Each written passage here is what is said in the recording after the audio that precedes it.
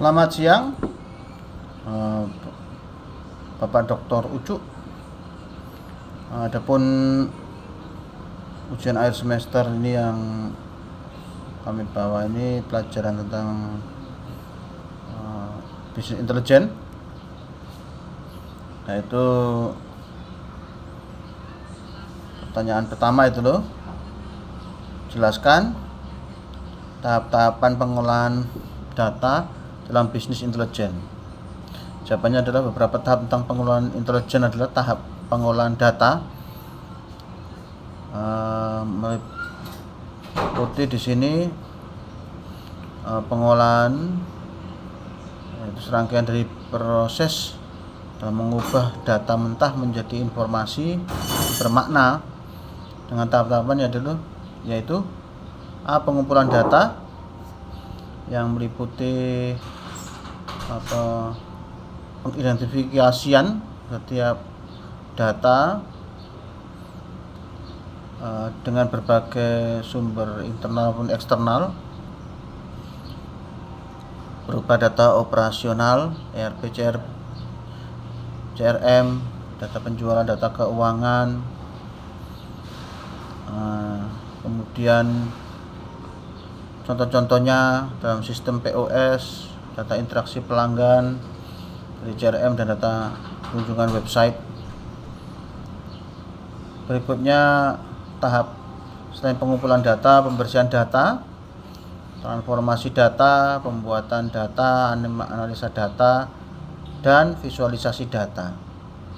Adapun pembersihan data ini bertujuan untuk memastikan kualitas dan akurasi data. Contohnya menghapus entry pelanggan ganda, mengoreksi kesalahan ketik. Kalau transformasi data, yaitu mengubah format,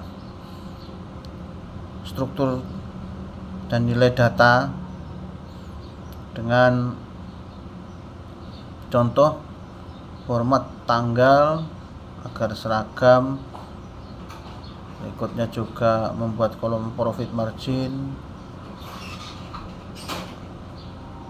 Berikutnya pemuatan data atau data loading, yaitu memuat data yang sudah bersih dan ditransformasikan ke gudang data, yaitu penjualan pelanggan dan produk dan lain-lain, seperti warehouse perusahaan setiap malam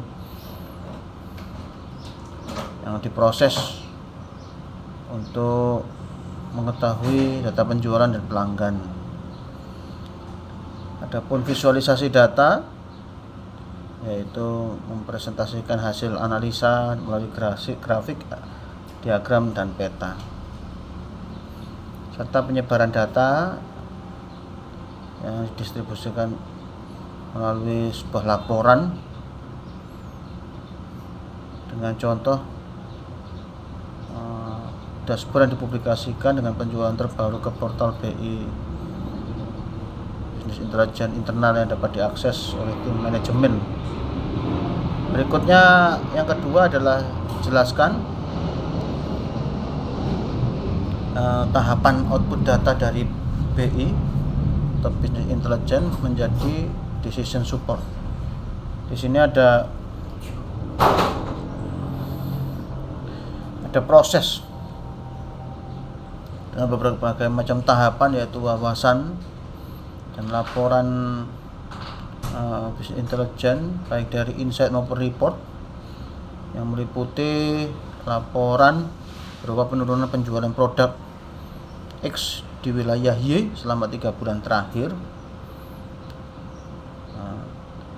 di mana wawasan bisnis intelijen ini memberikan kepada manajer untuk membuat satu keputusan, sehingga manajer dapat menurunkan penjualan produk X dan menyadari bahwa masalah yang timbul itu perlu diatasi. Adapun berikutnya pemodelan DSS atau DSS modeling, di mana model ini statik, model optimasi, dan pertanyaannya suatu contoh yaitu data penjualan dengan model DSS yang menstimulasi dampak berbagai strategi pemasaran dalam penjualan produk X. Berikutnya analisa skenario dan rekomendasi keputusan. Pengambilan keputusan, pemantauan umpan balik, di mana keempat ini analisa skenario. Contohnya manajer melihat perkiraan penjualan dengan menerapkan diskon 10%.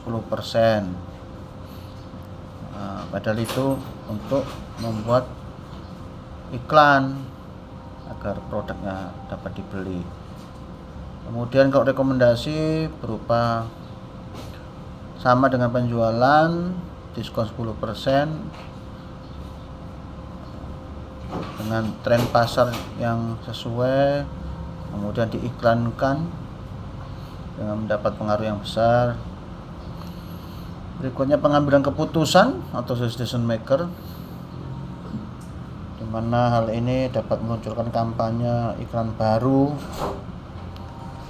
dan pemantauan umpan balik atau monitoring dan feedback, di mana kampanye dipantau melihat apakah keputusan tersebut sudah efektif atau tidak.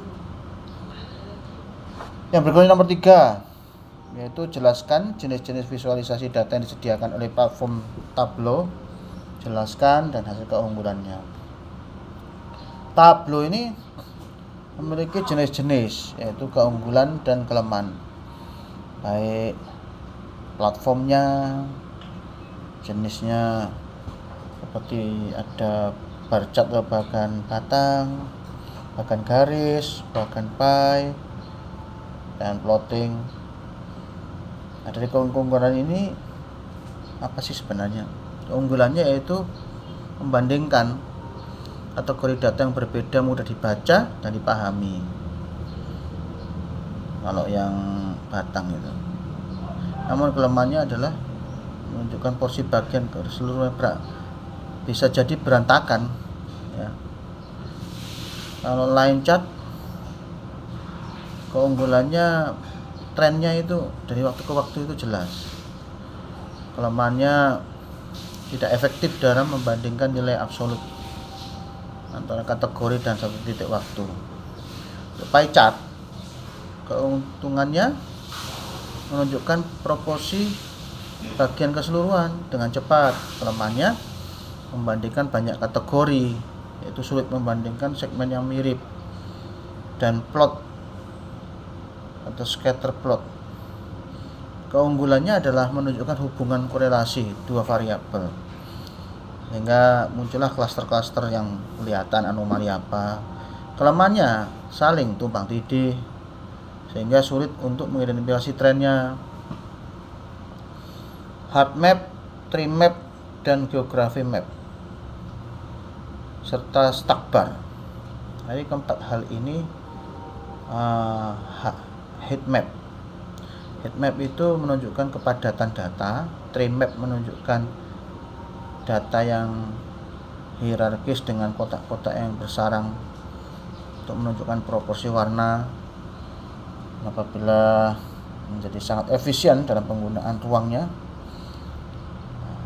Berikutnya geography map atau peta geografi dengan menunjukkan data komponen lokasi geografis. Namun di sisi yang lain sulit untuk menganalisa detailnya bagaimana. Kemudian soal nomor 4 itu kriteria utama. Kriteria utama itu di sini harus mudah dibaca, ya, dengan akurasi yang jelas, efisiensi, konsistensi, ya, estetika. Dan yang terakhir soal nomor 5 itu carilah dari sumber online. Nah, sumber online itu contoh udah ada di ini, ya, nama institusi dan lain sebagainya, outcome dari visualisasi ada di PDF, contoh-contohnya grafik-grafik. Nah, demikian yang bisa saya sampaikan. Selamat siang.